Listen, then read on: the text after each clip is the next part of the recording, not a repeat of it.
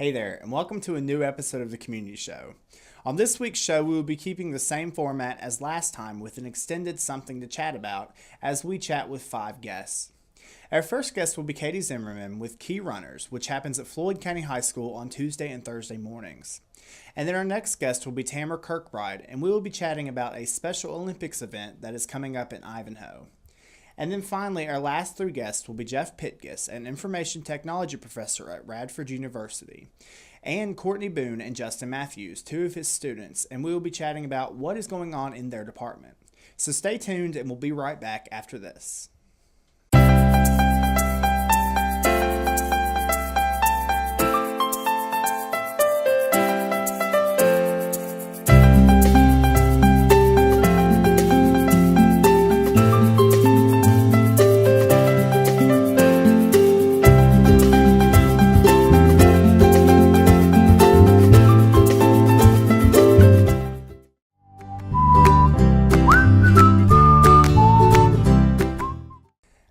And please join me in welcoming our first guest, Katie Zimmerman.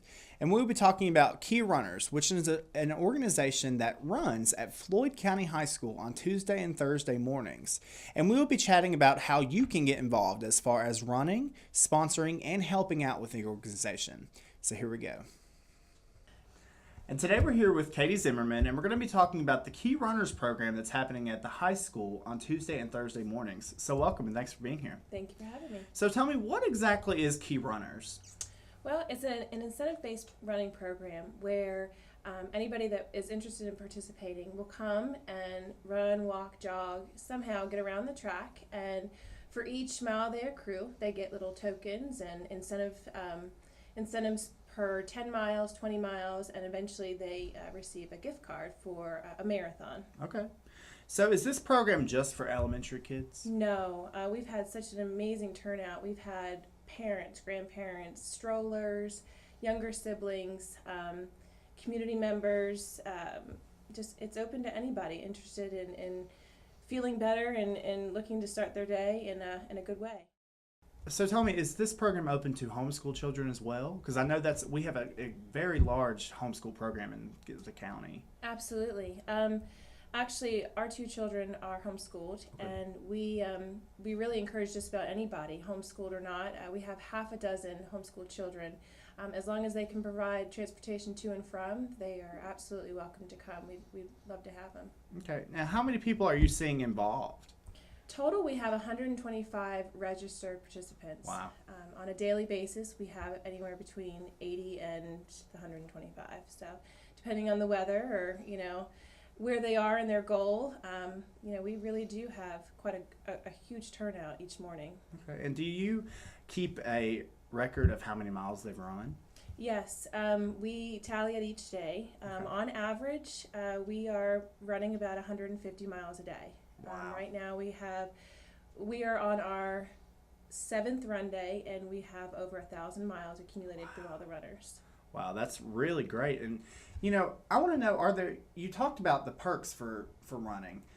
So what kind of gift cards are they going to be getting if they get the marathon?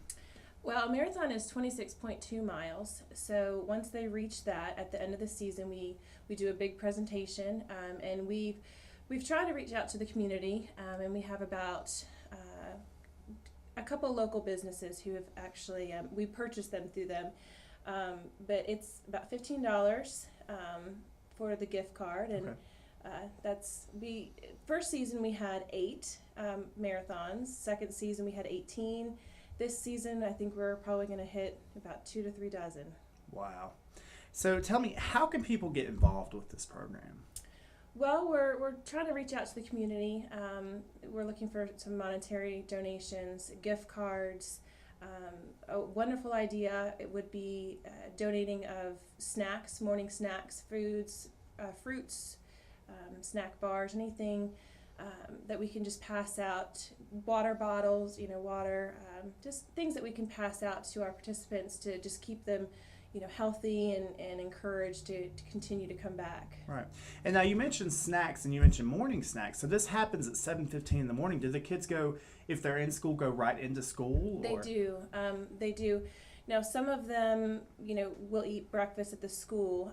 Once they do leave, they're welcome to eat a snack on the way to the building. Okay. A couple of them, they'll have their water bottles, and some of them do, bring a snack. But it's hard, it's being so early, it's hard to eat a large breakfast beforehand. So Right. we do encourage, healthy snacks afterwards. So tell me, have you had parents or teachers tell you, what the Key Runners program is doing for their kids? Absolutely. All 3 seasons so far, we've had teacher testimonies. Grade averages have come up. Parents have said that their children are actually sitting still and sleeping through the night. A lot of participants have made better, healthy eating habits. And, one of the main points of the program is just community involvement, and parents are coming and getting involved in their child's health and well-being. Younger siblings are they're building relationships with others, and just a lot of encouraging things happening in the program. It's been wonderful. We have a lot of teachers that come out too, and they talk it up within their classrooms and really encourage their students. And I think they might have more of an incentive program within their classrooms as well. Okay. Now, are there other schools in the county that are interested in their own Key Runners program? I've heard of a few. Okay. I'm stoked about it. I would love to get more and more schools involved, as long as they have a facility to use. I totally encourage it. You can run in grass or Right. Anywhere. I think that anybody in the community can and should get a program like this going. Okay. If they can't do it at their own school, then we'd welcome them at the high school as well. Okay. Now, tell me, how can people find out more information? Can they contact you, or do you have a Facebook page? You can find us on Facebook. Okay. We have all of our participants on there, and encouraging testimonies and all kinds of fun stuff to check out. Okay. Sounds good. Well, I appreciate you being on the show today, and that is all. Stay tuned. Thank you.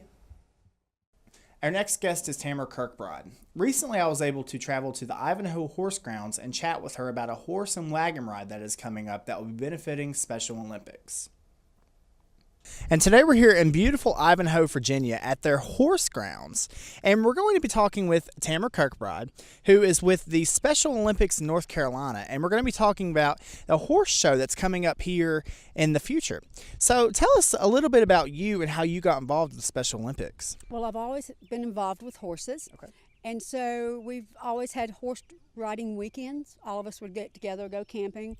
We'd pool money in together for whatever campground. And so last year we were thinking, we need to do this and take our money and make it something worthwhile. Right. So a year ago we decided to do this, and we chose the Special Olympics because special need kids are great. Right. Well, that's great. And so tell us a little bit about this event. How did it get started? Well, once we chose the Special Olympics, then we went our way going, okay, now we need to raise money to get started. So we started looking for sponsors. Once we got sponsors, it kind of gave us a foundation to start reserving, like the Ivanhoe campground or horse show grounds here. We reserved the showgrounds, and then we started just blowing it up on Facebook, Right. posting it everywhere, and letting them know that we were going to do the event. Okay. Well, what kind of events are going to be happening over the course of the? Well, everybody can start checking in on Friday. Okay. And on Friday night, we're having a DJ by Fox and Company Band. And Saturday at 9:30, we're going to have an 8-hour ride that goes way up over this mountain and comes way back up over this side of the mountain and comes in. Plus, we've got the New River Trail that people can ride on. Right. And then there's some little offshoots that people can ride on if they don't want to do the 8-hour trail. Okay. Then on Saturday night, we have a cook-off or cooking that is free, a dinner. And then we have the band that's going to play for 3 hours. That is Fox and Company. They're on YouTube. If you've never heard of them, go to listen to them. They're great. Okay. And they've been gracious enough to donate their funds. Right. So we don't have to pay for the band. They're going to give it to the Special Olympics, which I think is awesome. Right. And then Sunday it'll be ride at your own. Riding, us horse people, anytime we get the chance to ride, we're on the back of a horse and we're riding. Right. Same thing Monday. Some people will pull out on Sunday, but some will stay till Monday. Okay. That's awesome. So I hear there's camping available.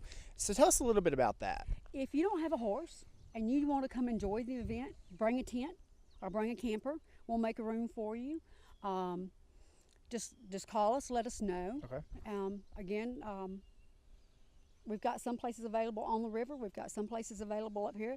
If you want to be close to the music, we can put you close to the music. If you want to be away from the music, we can do that too. Okay. So what is the cost of the event? It is only $20 Okay. for the whole weekend, and that includes a T-shirt, Okay. your free meal, the DJ, and the band. Wow. That's really awesome. So what are the dates and times of the event? Well, the dates actually start on the Friday the 23rd at 12 noon, and it goes until Monday, Memorial Day, and you can leave at any time on Memorial Day that you Okay. choose to leave. Great. So how can, people outside of wanting to come to the event, how can they get involved? Call any Special Olympics office. It doesn't matter if it's North Carolina, Virginia, Kentucky, wherever. Just call Special Olympics and say, hey, I want to volunteer. What events do you have? Okay. I would really like to get involved. Right. And they'll tell you what events. And if you wanted to put on a horse ride, they don't have one, tell them you'd like to do it, and they'll be glad to let you start doing it and help you out with it. Okay. And so tell me, I've worked a little bit with people with special needs and riding horses. Can you know the benefits of that? Yeah, I do. I happen to have a nephew Okay. that is autistic, and he is a very low functioning person, but when he's on a horse, he's very high functioning. Right. There's something about the rhythm of the movement of the body of the horse that is very soothing. And it is to me. I can be very upset and get on a horse and go ride and come back and be a totally different person. Right. It has the same effect for them. Okay. That's awesome. So that is all the time we have for today. But if you would like more information, check out the Special Olympics NC North Carolina Horse and Wagon Ride 2014 on Facebook, where they can contact you for more information, correct? Correct. Phone number's on there. Okay, great. Well, I appreciate you being on the show with us today. Thank you. Thank you. And finally, our last three guests will be Jeff Pitkus, Courtney Boone, and Justin Matthews, and we will be chatting about Radford University's Information Technology Department as we chat about what is going on in their department and makes it so attractive. All right, so today we're here with Jeff Pitkus, Courtney Boone, and Justin Matthews from Radford University, and we're going to be talking about their program and getting into some details about that. So thank you all for being here.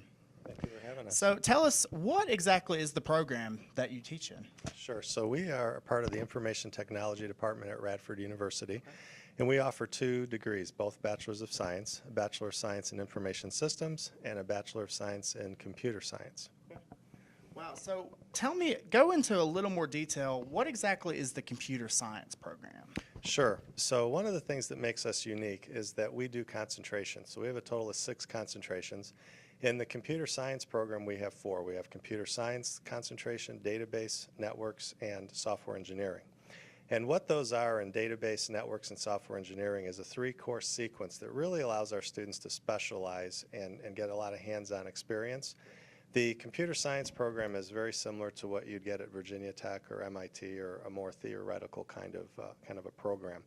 But the other 3, database, networks, and software engineering, are these concentrations where they work on a lot of hands-on projects and get a lot of depth in that area. Okay. So tell me a little bit about the information science and systems. Okay, so the information systems program, we have 2 concentrations, information systems, and we have a web development concentration. Information systems is basically a minor in technology and a minor in business.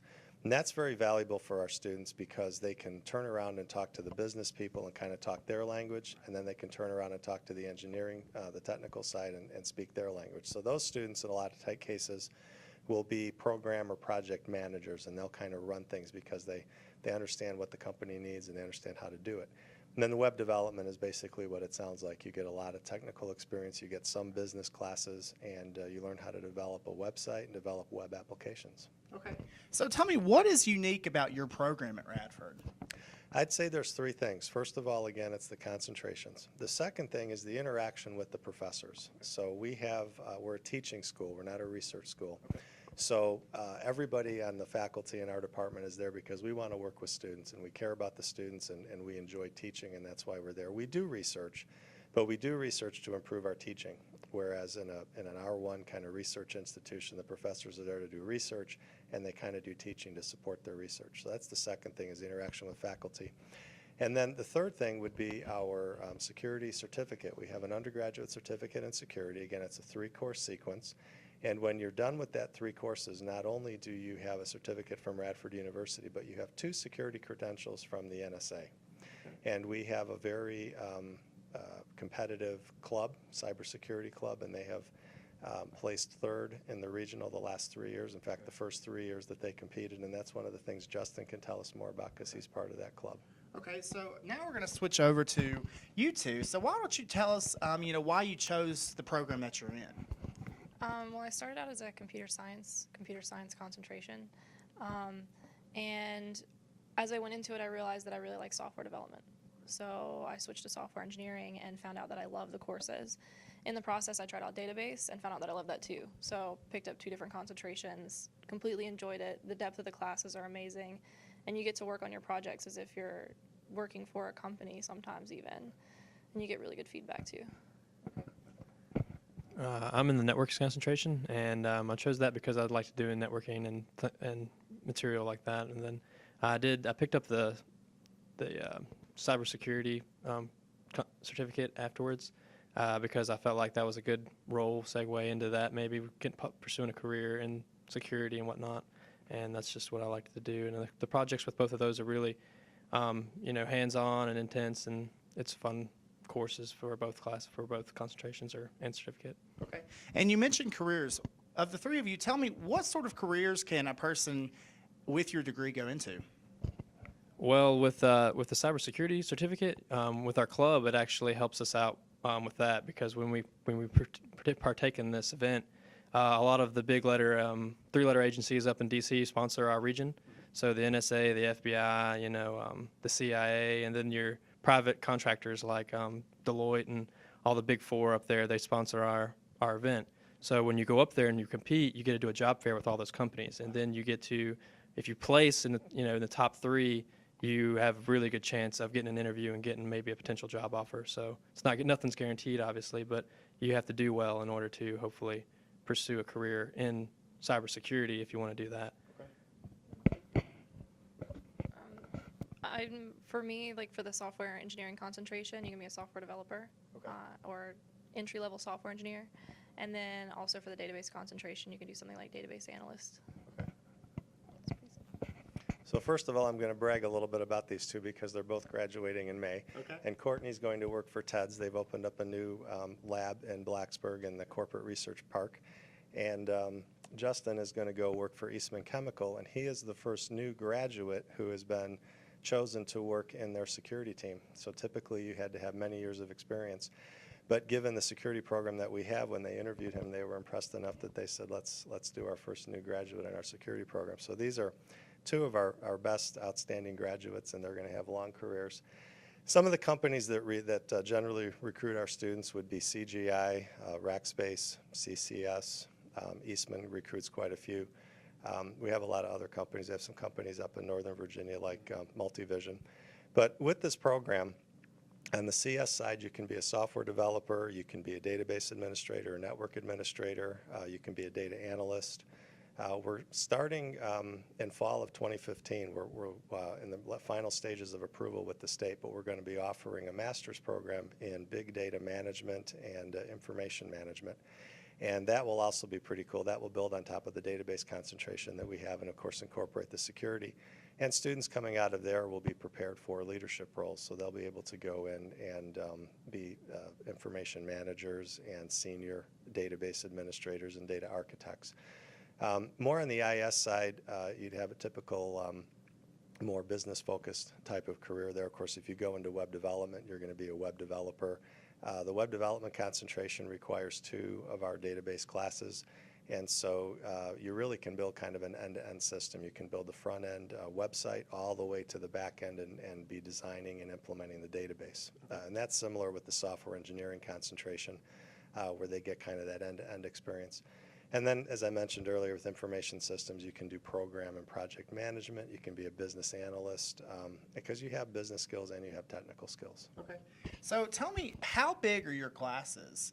Is there a big student to professor ratio? Tell me a little bit about that. Sure. So typically, the class size that we strive for is 20 to 25. Now, we've had a much larger enrollment over the last couple of years, and we do have a couple courses at the higher levels where we have 50 students in the class.